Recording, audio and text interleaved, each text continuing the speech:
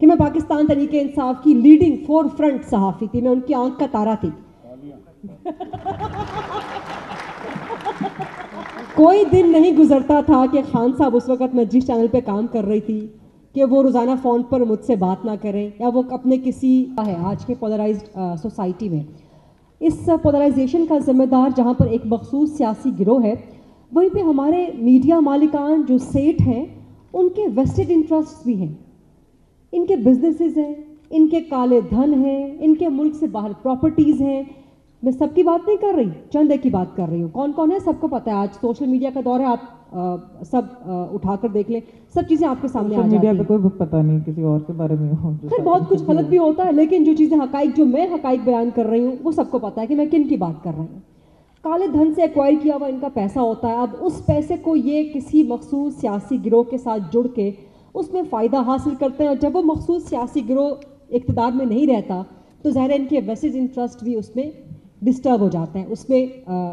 فرق پڑ جاتا ہے. سو پھر یہ اپنے تمام ادارے سے منسلک صحافیوں کو ان کے پیچھے لگا دیتے ہیں کہ جی آپ دیکھیں کہ جی یہ رجیم چینج, یہ سازش تھی, یہ تو بڑے غلط طریقے سے ہٹایا گیا, اور پورا ایک بیانیہ بنانے میں پھر وہ چند جو میڈیا ہاؤسز ہیں, سیٹ مالکان ہیں, وہ ساتھ ساتھ اس کے لگ جاتے ہیں. پھر اس میں صحافیوں کے اپنے, ایک تو ان کے ادارے کے, سیٹوں کے, مالکان کے ویسٹڈ انٹرسٹ, پھر صحافیوں کے اپنے بھی. پاکستان تحریک انصاف کے دور میں کس طرح کھل کے سامنے نہیں آیا کہ کس کس صحافی کو, خاص طور پہ کس یوٹیوب یا وی لاگر کو وہ پیسے نہیں دیتے رہے.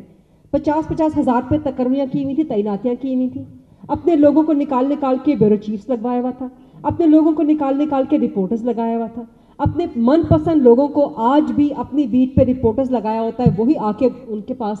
سوال جواب کرتے ہیں. اپنے من پسند صحافیوں کو بلاتے ہیں, وہ صرف اور صرف آ کر اپنی پریس کانفرنسز میں, یا جو قوم سے ان کا خطاب ہوتا ہے, جو تو یہ چیزیں ایک مخصوص سیاسی گروہ نے انفیوز کی میڈیا ہاؤسز کے اندر بھی. میڈیا ہاؤسز کے اندر بھی ہمارے اوپر تنقید ہوتی ہے کہ جی آپ عمران خان پہ بہت تنقید کرتے تھے, آپ پاکستان تحریک انصاف پہ بہت تنقید کرتے تھے. ابھی افسر نے حوالہ دیا 2014 کے دھرنے کا, اس میں مجھے یہ اعزاز حاصل ہے ان انورٹڈ کوماز, ان کوٹڈ ورڈز, کہ میں پاکستان تحریک انصاف کی لیڈنگ فور فرنٹ صحافی تھی, میں ان کی آنکھ کا تارا تھی. کوئی دن نہیں گزرتا تھا کہ خان صاحب اس وقت میں جس چینل پہ کام کر رہی تھی کہ وہ روزانہ فون پر مجھ سے بات نہ کریں, یا وہ اپنے کسی شخص کو, لیڈنگ بندے کو یہ نہ کہیں کہ خریدا کو بلائیں, ہم نے انٹرویو دینا ہے. سو اس وقت چونکہ آپ اپوزیشن میں تھے, آپ کی ایک ہوا تھی, آپ کی ایک گڈی چڑھی ہوئی تھی, تو ہم آپ کو کوریج بھی دیتے تھے. ایک پولیٹیکل ایکٹیویٹی تھی, ہم آپ کو کوریج دیتے تھے. حکومت میں آپ نہیں آئے تھے, مرکزی حکومت میں. آپ مرکزی حکومت میں آئے تو آپ کو لگ پتا گیا کہ جو صحافی کل تک آپ کو اپوزیشن میں رہتے ہوئے پولیٹیکل ایکٹیویٹی کے طور پہ کور کر رہے تھے, وہ آپ پہ سوال بھی کریں گے. ہم کل عمران خان پہ بھی سوال کر رہے تھے, ہم آج مسلم لیگ نون پیپلز پارٹی کی حکومت سے بھی سوال کر رہے ہیں. ہمارے اندر کوئی فرق نہیں آیا. منصور خان صاحب کتنی شدید تنقید, اب یہ انہوں نے تالیاں میرے لیے بجوائی ہیں, ان کے لیے بھی تالیاں بجوائیں. یہ بھی کسی زمانے میں پاکستان تحریک انصاف کے بڑے آنکھوں کے تارے ہوتے تھے, یہ بڑے ان کے قریب ہوتے تھے, لیکن جب سوال کرنے شروع کیے تو منصور برے لگنا شروع ہو گیا پاکستان تحریک انصاف کو. آج منصور نون لیگ پہ سوال کرتے ہیں, پیپلز پارٹی پہ سوال کرتے ہیں, تو بھی تنقید ہوتی ہے کہ دیکھیں جی لفافہ نہیں ملا آج منصور کو. تو کسی یہ وہ پولرائزیشن ہے, یہ میرے اوپر بھی ہوتی ہے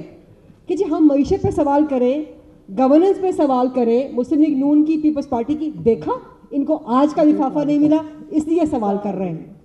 تو یہ وہ چیزیں ہیں کہ جو ایک مخصوص سیاسی گروہ نے, جس کا معذرت کے ساتھ نام پاکستان تحریک انصاف ہے, اس نے پولرائزیشن نہ صرف معاشرے کے اندر پیدا کر دی ہے کہ ہم ایک دوسرے کی بات سننے کے روادار نہیں ہیں, ہمیں یہ تک نہیں پتا کہ اختلاف کس چڑیا کا نام ہے,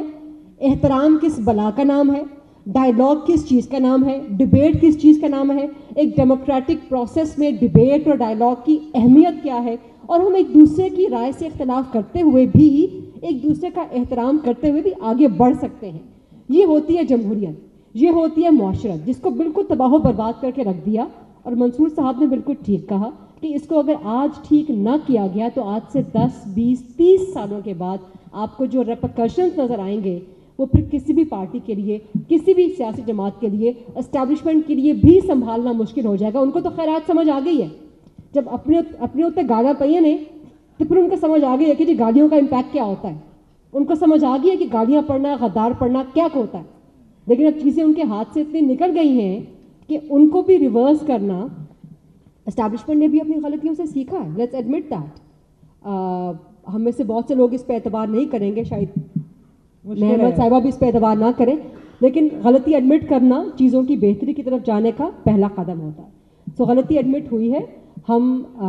میڈیا والوں کو بھی غلطی ایڈمٹ کرنی چاہیے, سیاسی جماعتوں کو بھی غلطی ایڈمٹ کرنی چاہیے, اور مل بیٹھ کے یہاں سے کوئی بہتری کا راستہ نکالیں, تاکہ خدا نخواستہ جو منصور صاحب کہہ رہے ہیں, جو پیش گوئی کر رہے ہیں کہ 15-20 سال کے بعد آپ کو ایک ایسی جنریشن نظر آئے گی کہ آپ کی تباہی بالکل نان اریزنگ پوائنٹ پہ ہوگی, اس سے بچا جا سکتا. بیسکلی جو غریدہ نے صاحب بات کی اور جو منصور نے بھی کی, وہ یہ ہے کہ جو آن لائن ہیٹریڈ ہے, یعنی جو سوشل میڈیا کے اوپر ایک منافرت ہے, وہ آف لائن وائلنس. سینسرشپ بھی ہماری ہوتی ہے, لیکن کچھ چیزوں کے اندر ہمیں بھی وہی مواد چاہیے ہوتا ہے جو مین اسٹریم,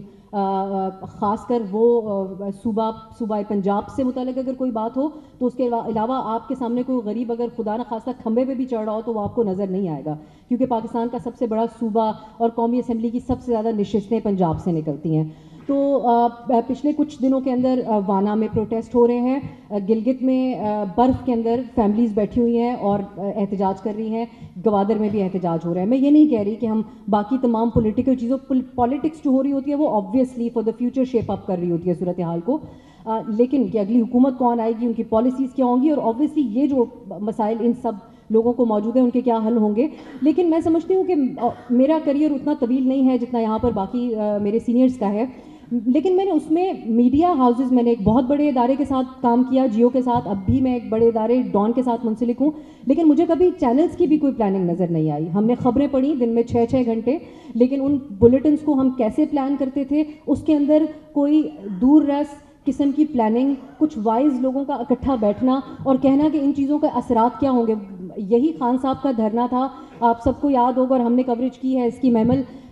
میراتھن ٹرانسمیشنز کی تھیں. عمران خان صاحب جتنی دفعہ اسٹیج پہ آتے تھے, ہم سب دنیا کی چیزیں کاٹ کے پہنچ جاتے تھے خان صاحب کی گفتگو سنانے کے لیے. آج ہم کہتے ہیں کہ اوئے اوئے کہتے تھے, تو ہم اس وقت وہ بات کیوں چلاتے تھے؟ آج بھی تو ہم سینسر کر کے ہی ان کو چلا رہے ہیں نا, کیونکہ آج وہ تنقید کرتے ہیں سب سے طاقتور حلقوں کے اوپر. اس وقت وہ پاکستان کے عوام کو, پاکستان کے صحافیوں کو, پاکستان کے میڈیا چینلز, ان کے اونرز, ان سب کو نشانہ بناتے تھے, اس کو ہم چلاتے تھے. تو میں نے ذاتی طور پہ بہت مس کیا ہے ایک لانگ ٹرم پلاننگ کو میڈیا ہاؤسز میں ہوتے ہوئے. میں نے نہیں دیکھا کہ کسی نے بیٹھ کے سوچا ہو کہ ہم نے کیسے شیپ اپ کرنا ہے اپنے جرنلزم کو بہتر کرنے کے لیے. کبھی ٹی وی جو ڈفرینٹ چینلز ہیں ان کے مالکان کا ساتھ بیٹھنا تو بہت ہی مشکل ہے, لیکن پھر بھی جو تنظیمیں ہیں صحافتی, ان کی طرف سے سوائے اچھے سیمینار کا انعقاد کر کے اس کے اندر یہ تمام پولیٹیکلی کریکٹ باتیں کرنے کے علاوہ میں نے کبھی کوئی پلاننگ ہوتی ہوئی نہیں دیکھی. اور آئی تھنک یہی وجہ ہے کہ آج لوگوں کا ہمارے اوپر ٹرسٹ نہیں ہے, اور جو چیزیں بہت ضروری ہیں پاکستانی عوام کے لیے وہ لوگوں کو بورنگ لگتی ہیں.